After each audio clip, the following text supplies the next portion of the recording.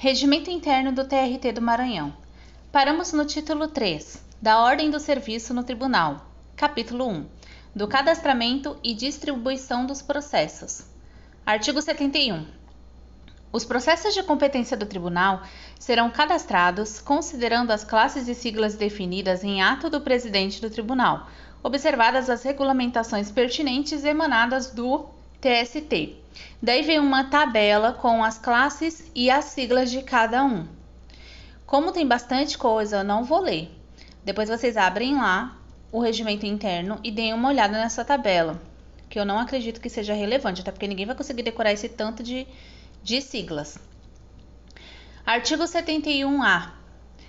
É vedada a alteração de classes correicionais em judiciais e vice-versa, devendo o desembargador extinguir o processo sem julgamento do mérito, caso seja evidenciado o desacordo entre a classe escolhida e a petição inicial. Parágrafo único. Ocorrendo ajuizamento de ação ou interposição de recurso não previsto nos incisos deste artigo, o registro e a autuação observarão a classificação que lhe for dada pelo presidente do tribunal. Artigo 72. Os processos serão distribuídos por meio eletrônico de processamento de dados, diária e imediatamente ao seu recebimento, observada a ordem de entrada na classe respectiva. Artigo 73. O sistema eletrônico de distribuição deverá contemplar o critério de sorteio aleatório entre os desembargadores do trabalho, excetuando o presidente do tribunal e o vice-presidente e corregedor, quanto aos processos de competência das turmas, e observar dentro de cada classe a igualdade do número de processos distribuídos a cada desembargador do trabalho. Parágrafo único. O exercício eventual do cargo de presidente de turma, nas ausências ou impedimentos dos seus titulares, não excluirá o desembargador do trabalho da participação na distribuição normal de processos. Artigo 74. A ata correspondente à distribuição dos processos será submetida à aprovação e visto do presidente do tribunal e publicada no órgão oficial. Artigo 75. Salvo as exceções previstas no parágrafo único deste artigo, todo processo que dependa de decisão do tribunal terá sempre relator e revisor. Parágrafo único. Não terão revisor os habeas corpus, os habeas data, mandados de segurança, agravos regimentais, conflitos de competência, ações cautelares, embargos de declaração, recursos administrativos, exceções de suspeição, exceções de impedimento e os processos de competência das turmas. Artigo 76. Com a distribuição, o relator fica vinculado ao processo. Nos afastamentos do desembargador do trabalho sorteado relator, os processos vinculados ao seu gabinete serão conclusos com ou sem visto ao substituto ou sucessor.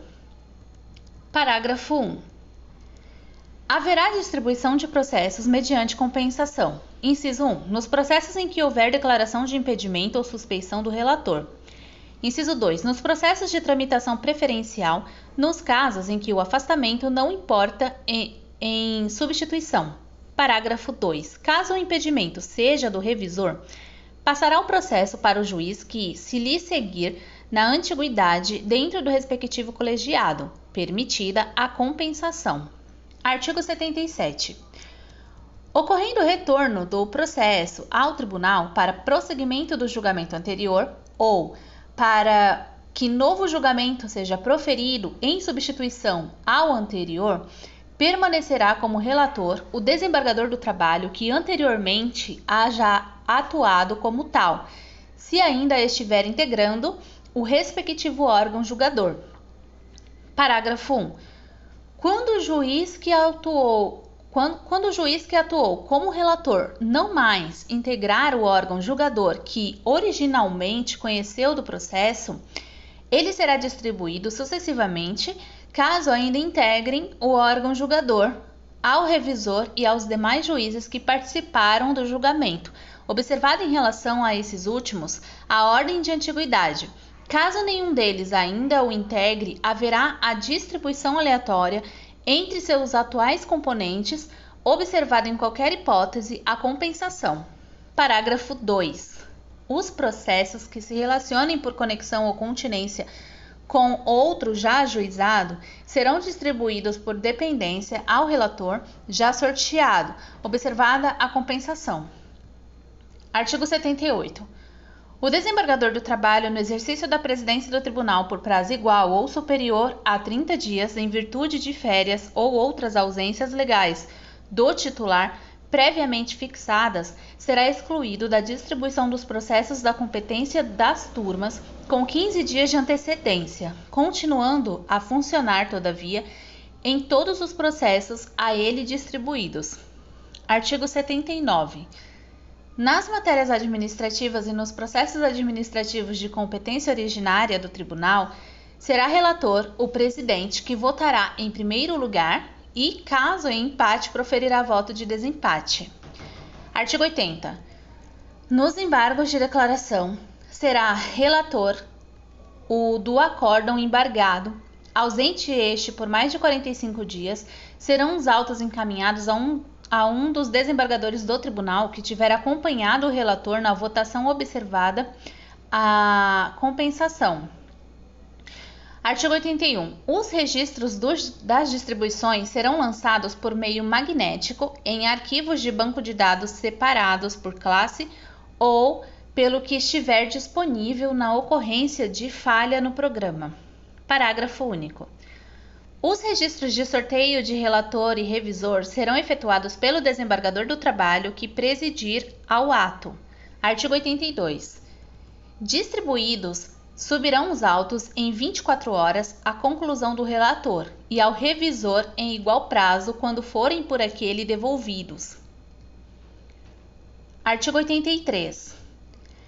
A distribuição de processos aos desembargadores do trabalho será feita diária e regularmente, quando de seu afastamento legal por período igual ou inferior a 30 dias, exceto em casos de licença médica por prazo superior a 10 dias, quando então suspender-se-á a distribuição a partir do 11º dia.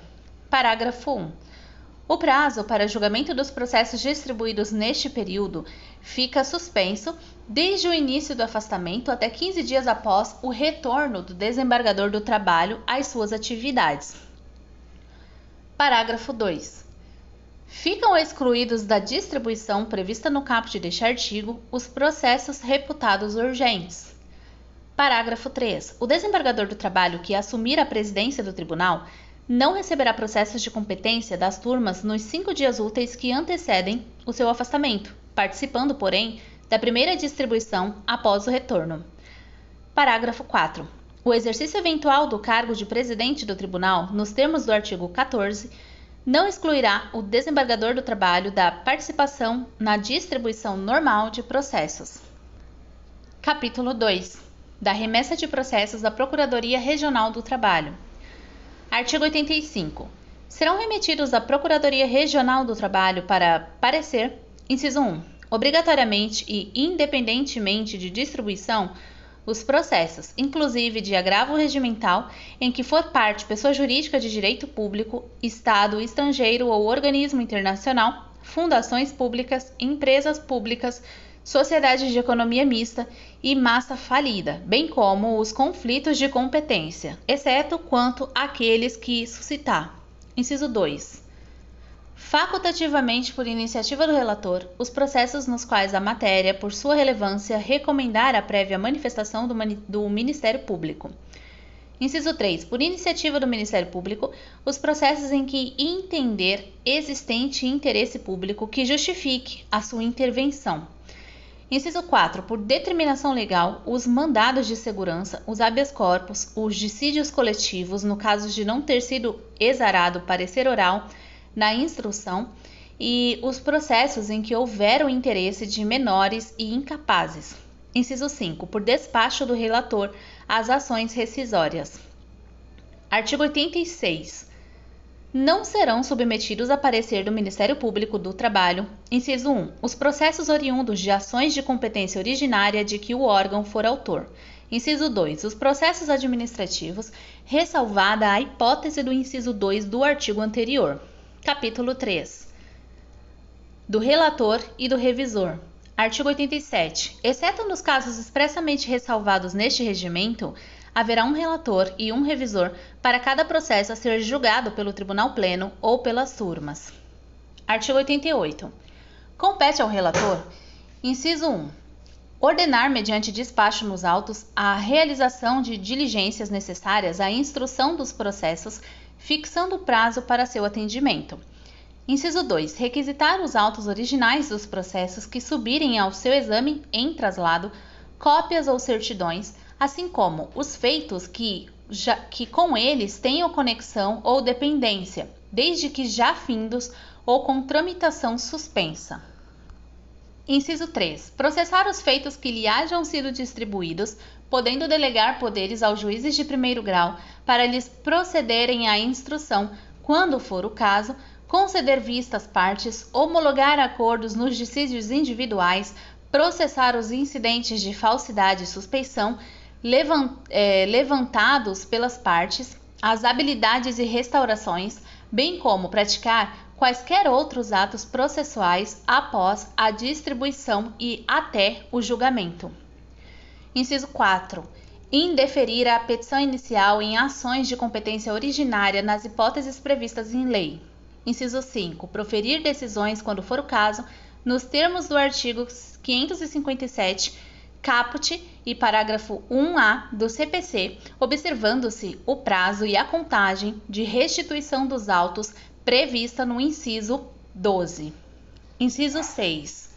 Conceder ou denegar liminar em mandado de segurança, habeas corpus e ações cautelares. Inciso 7. Homologar por despacho os pedidos de desistência de recurso, determinando a baixa dos autos ao juízo de origem. Inciso 8. Homologar por despacho os pedidos de desistência de ações não contestadas ou os formulados de comum acordo pelas partes nos processos de competência originária. Inciso 9. Resolver os incidentes que não dependam de decisão do tribunal. Inciso 10. Inciso 10.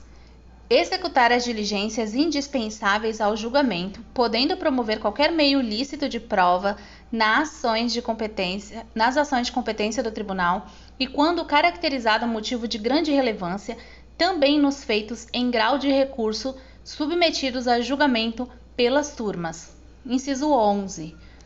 Submeter a quem compete as questões de ordem para o bom andamento dos serviços e para o aprimoramento das atividades do tribunal. Inciso 12. Remeter os autos com o seu visto à Secretaria do Tribunal Pleno ou das turmas, ou, nos casos previstos neste regimento, ao revisor, dentro de 20 dias úteis, contados da respectiva distribuição, excetuados os feitos submetidos ao procedimento sumaríssimo que observarão o prazo previsto no parágrafo 1, inciso 2, do artigo 895 da CLT. Inciso 13. Apresentar à Secretaria em 5 dias, prorrogáveis por igual prazo, não sendo vencido, a minuta do acórdão, sob pena de o presidente designar relator entre os votos vencedores e providenciar para que seja feita a compensação na primeira distribuição que se seguir. Parágrafo 2. O relator, ao vistar os autos, remeterá ao revisor a minuta de sua intenção de voto por via eletrônica e sigilosamente. Artigo 89. O revisor enviará à Secretaria do Tribunal Pleno, dentro de 10 dias úteis, a contar da disponibilidade dos autos para o respectivo gabinete, neles apondo o visto, quando então remeterá por meio eletrônico ao relator a minuta de sua intenção de voto sigilosamente. Artigo 90. Com o visto do relator e, se for o caso, o do revisor, será o processo incluído em pauta para julgamento na primeira sessão, desimpedida após regular publicação da correspondente pauta, após o que se remeterá por meio eletrônico aos demais desembargadores do trabalho as minutas de intenção de votos do relator e do revisor sigilosamente. Artigo 91. Participará obrigatoriamente do julgamento o desembargador do trabalho que houver lançado o visto no processo, ainda que investido nas funções de presidente. Capítulo 4. Da pauta de julgamento. Artigo 92. As pautas de julgamento do Tribunal Pleno e das turmas serão elaboradas pelas respectivas secretarias com aprovação do presidente dos órgãos. Parágrafo 1. Observar-se-á, na elaboração da pauta, a ordem cronológica de entrada dos processos nas secretarias. Parágrafo 2. Objetivando a celeridade do julgamento, poderão ser organizadas pautas agrupadas por matéria. Parágrafo 3. Nenhum processo poderá ser incluído em pauta sem que conste o visto do relator e revisor, se houver. Parágrafo 4. Uma vez publicada a pauta, qualquer processo nela incluso só poderá ser retirado pelo relator ou pelo revisor. Artigo 93. Na organização da pauta, observar-se-á a seguinte ordem de precedência entre os processos. Inciso 1. Com vista regimental. Inciso 2. Adiados. Inciso 3. Habeas corpus. Inciso 4. Mandado de segurança. Inciso 5. Dissídios coletivo. Inciso 6. Ação rescisória. Inciso 7. Embargo de declaração. Inciso 8. Recurso ordinário interposto em reclamação trabalhista submetida ao rito sumaríssimo. Inciso 9. Processos em que uma das partes seja maior de 65 anos. Capítulo 4A. Acrescentado ao regimento interno através da RA número 236 de 2008. Artigo 93A. Independem de inclusão em pauta, inciso 1, habeas corpus, inciso 2, embargo de declaração, inciso 3, homologações de acordo em dissídio coletivo, inciso 4, agravos regimentais, inciso 5, conflitos de competência. Artigo 94. Poderá o relator solicitar preferência para processos que entenda ser de manifesta urgência ou quando este ou o revisor tiverem que se afastar do tribunal. Parágrafo 1. A requerimento de qualquer das partes ou de seus procuradores, poderá ser igualmente concedida a preferência. Parágrafo 2. O pedido de adiamento, quando ausente uma das partes, deve ser formulado no início da sessão e só será atendido excepcionalmente, devidamente justificado o motivo arguido.